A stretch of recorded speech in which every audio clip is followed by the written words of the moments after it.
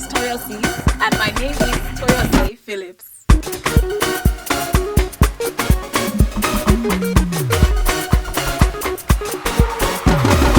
Welcome to As Toyo Sees. My name is Toyo Phillips. As Toyo Sees is a talk show that addresses a variety of social issues. So from the serious to the amusing, the sad and even the controversial, my guests and I will speak on these issues and share candid experiences that have shaped how we see things. So it's time for me to introduce my guest of the day, and it is none other than the lovely founder of Ajali Handmade Natural Cosmetics, Ify Ajali. Welcome to the show, Ify. Thanks for having me. And you came bearing gifts. Yes. Thank you. Ajali.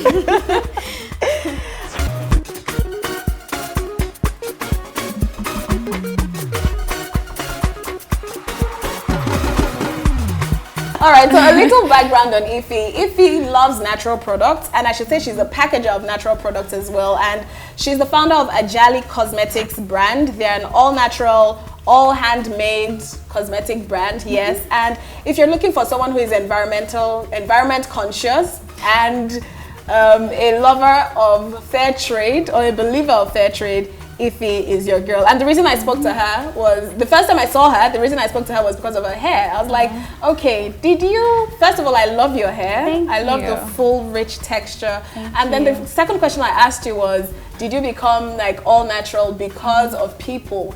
And you said no. And that made me actually realize, okay, not everyone jumps on the bandwagon to your seat. There are people that actually take a stand for good reasons. So why did you go natural? So I had a really huge health scare back in 2012. It was the first time I'd ever been admitted to a hospital, so it was quite traumatizing. And once I recovered, I pretty much decided to look at my lifestyle and look at what I had been doing wrong.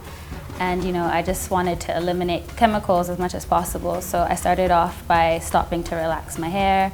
And then after that, I started to experiment with natural skincare and body care products. And yeah, that's pretty much where my company started as well. So, okay, so it started from your hair, and then it went to my hair, to my beauty, to skincare, to eating-ish. But yeah. Okay. So how was that transition from just picking anything off the shelf to now looking at labels? Because on your website, I saw if you can't pronounce an ingredient or something in a product, don't buy it. So how was the transition from just buying anything to now actually reading labels? It was very time consuming, I won't lie. It required a lot of research. The first thing I found out was that the word natural, the word organic, there's really no definition as far as marketing goes. So you can have one natural ingredient in a product and claim that it's a natural product. So I really had to take my time and go through every single ingredient that was listed on every single product. And as you can imagine, that took forever. So whereas before I could just, this is pretty packaging, it's in my price bracket, I can buy it. Now I'm pretty much in the shopping aisles for like minutes and hours and days just going through everything. But I liked it because I felt like it gave me more power as a consumer, and then I started to expand my knowledge because then I would research what these different ingredients would do. And, to me, it kind of gave me a more enriched shopping experience, and then it made me respect more brands over others, if that makes sense. Right, so will these brands be said to be more expensive or less expensive than the brands on the market, like the known regular brands that people use? 100%. I mean, natural products tend to have more expensive ingredients because there are no artificial fillers in them. So, for instance, the typical hair product would maybe have mineral oil or petroleum, or those kind of products are very cheap because they're fillers, whereas a natural counterpart would have more shea butter or more olive oil or things like that, which are more expensive. So like for like, natural products are usually more expensive. So these things are given to us for free by God? I mean, are they not given to us? These are natural products. They are from the ground, from the trees, from everywhere around us that God has given us for free. So why are they more expensive? I mean, to be honest, I feel like a lot more effort goes into making those things. I mean, even just like the lifespan of say something like shea butter, like it takes years and years and years before the tree grows and the nuts found, and the women are there like pounding away for hours. So it's a very time consuming process, whereas say if I was, I don't know, a chemical engineer, I could just make something in a lab, you know what I mean? So a lot more effort goes into making these things and harvesting these things, and especially if you're looking at organic versus not organic, then it's a whole nother ball game. So I understand why it's more expensive, to be honest. Okay, so I want to know how you survived or coped for the first few weeks, months when you moved back to Nigeria, and how easy it was to find this product. So hang on one second, we need to go on a short break now, but when we get back, I'll still be speaking with Ify Ajali. Stay tuned. Coming up on As Toyo Sees. I do think that it's important. We can't deny the fact that, you know, global warming is a problem. There's several animals that are now extinct. I mean, these are real issues that maybe we won't suffer, but our generations to come. We're taking a break and we'll be right back.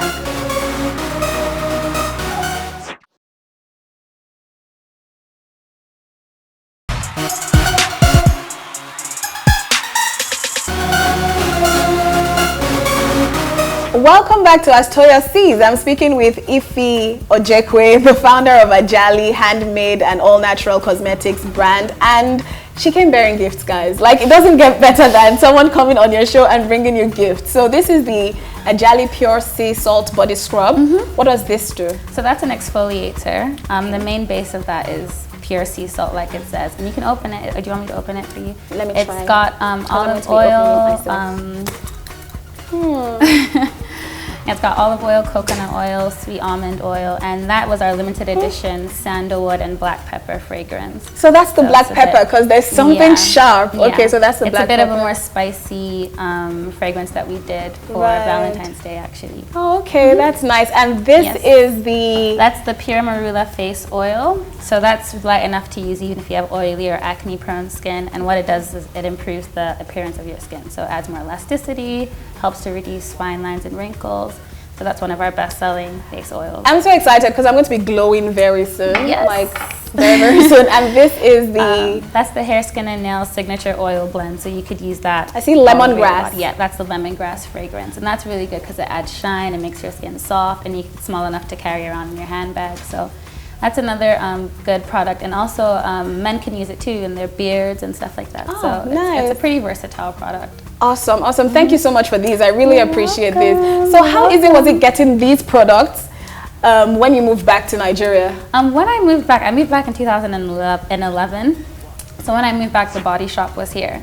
So that was my first, I was really excited about that. I went into the Body Shop, and it was hard because the Body Shop isn't actually all natural. So that was the first thing that I discovered. So it was actually after that I decided to just start experimenting with my own, making my own body cream. So I started off actually refilling Body Shop containers with shea butter and different things like that. So it wasn't actually that easy, to be very honest, because there weren't that many products in the market that were completely natural, that were well packaged, So there was a bit of a gap in the market at that time, which I think, Ajali did a good job at filling. Nice. If I do say so myself.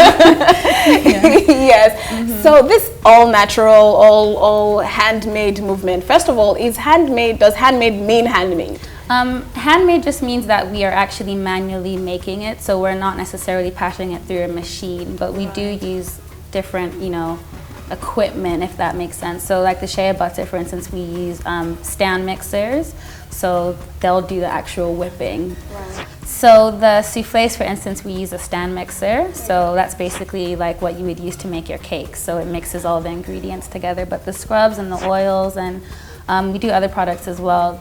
There's almost no machinery used, to be very honest with you. Okay, so the tree huggers.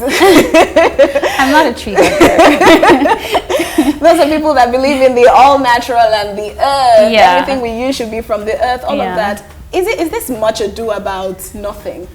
I don't think so. I think that it's very important to be environmentally conscious. I think that as much as possible, I do try. Even the brand at Ajali, we actually recycle our containers. So if you bring these back, you'll get a free product. The empty containers, you'll get a free product. So I am, as much as possible, conscious about that.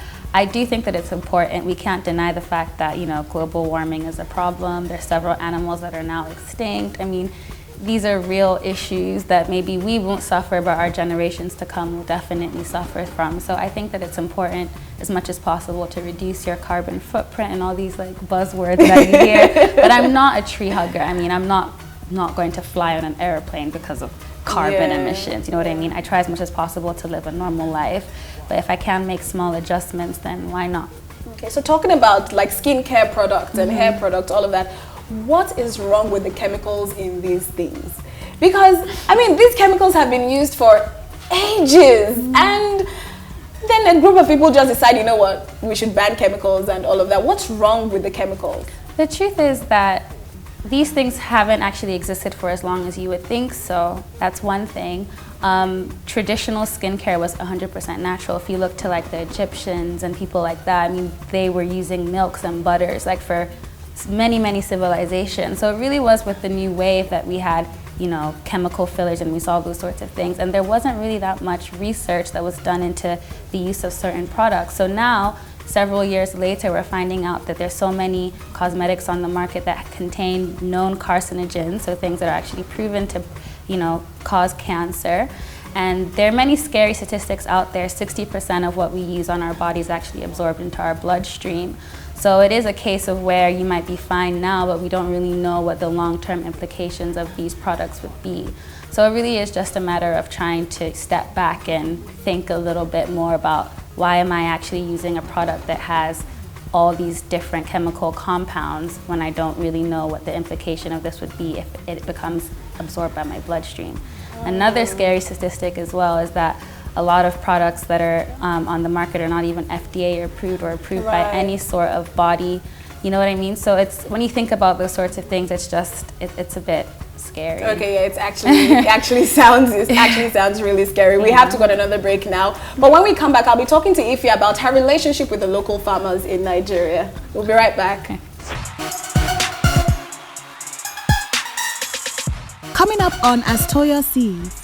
In the beginning, I felt like, you know, I needed to go to Kwara State and Minna State and all these places to find my ingredients, but I actually found out that that wasn't necessary. So what I did was I developed my network through a lot of trial and error. We're taking a break and we'll be right back.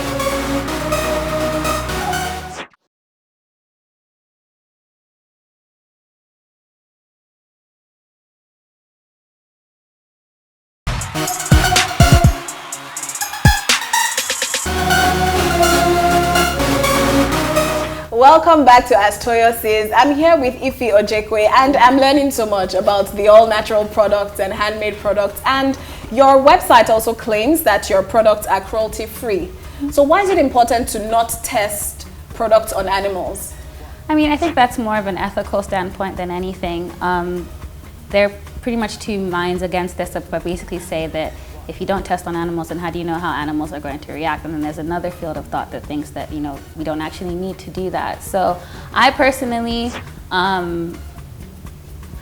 like I said, I'm not a tree hugger. I wouldn't necessarily say that I'm anti-animal testing. I do believe that it might actually be beneficial to test on animals to an extent, but I do feel like for our products, the testing that we do is batch testing. So we produce our products and then we send them out and, you know, let us know what your feedback is. So to be honest, that is animal testing.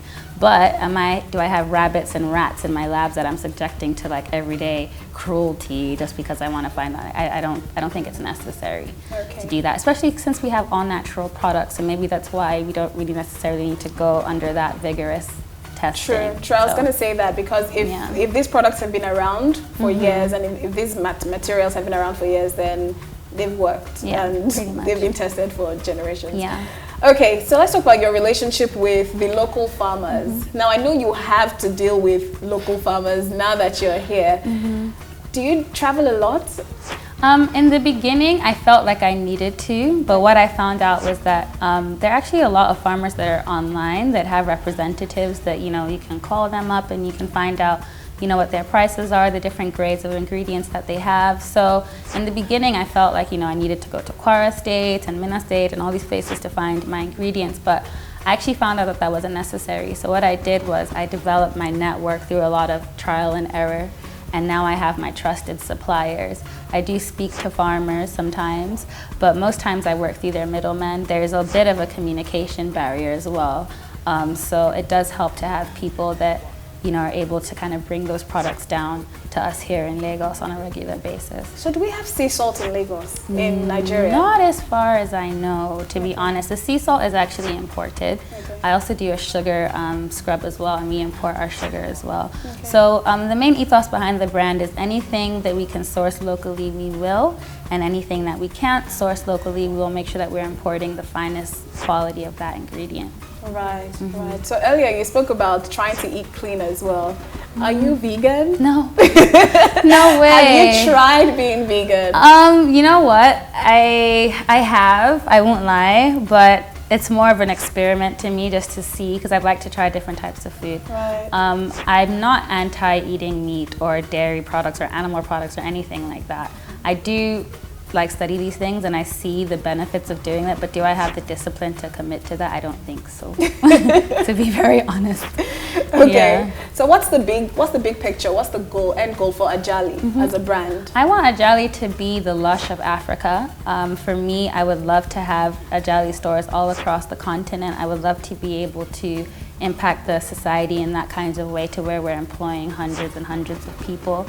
I just want people to associate Nigeria with Ajali. That would be my ultimate brand. My ultimate goal for the brand would be, for people to hear Ajali and know, oh, this is a Nigerian brand. I really want to help put Nigeria on the map for something positive. And more importantly, I would like to start the conversation about natural skincare and natural beauty, and just have people thinking a bit more about, what it is that they're using every day.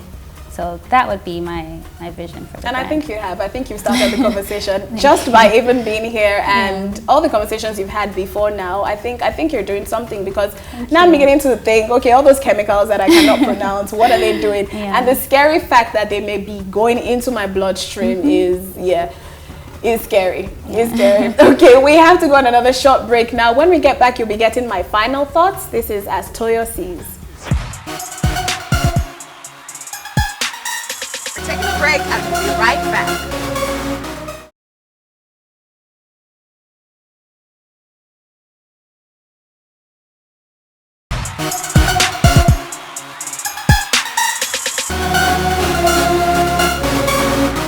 Welcome back to As Toyo Sees, and of course, it would not be As Toyo Sees if you don't know what I am seeing. So after this conversation, I feel the need to actually do more research regarding the products I use on my body, on my hair, all of that. And it helps that I'll be helping local farmers, because these are people that are very underrepresented and people don't really pay attention to them, but there's somebody somewhere working the share button, there's somebody somewhere picking out the nuts that we need for different things. So it's good to know that I'll be helping myself and also helping the family. So guys, before you use anything, I feel like we should do our research. Ignorance is bad. Ignorance is a disease. Ignorance does no one any good. And now we have our own Nigerian Ajali products. Okay, so we don't have any excuse to go far to look for stuff. We have Ajali here, and thank you so much for being here, Ify. I really appreciate you and for educating us. Thank you. It's been a great time. Oh, thanks. And thank you guys for watching. You can stay engaged with the show by following us on Twitter and Instagram at As Toyo Sees.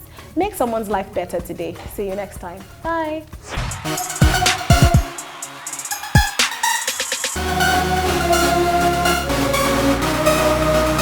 This is As Toyo Sees, and my name is Toyo Phillips.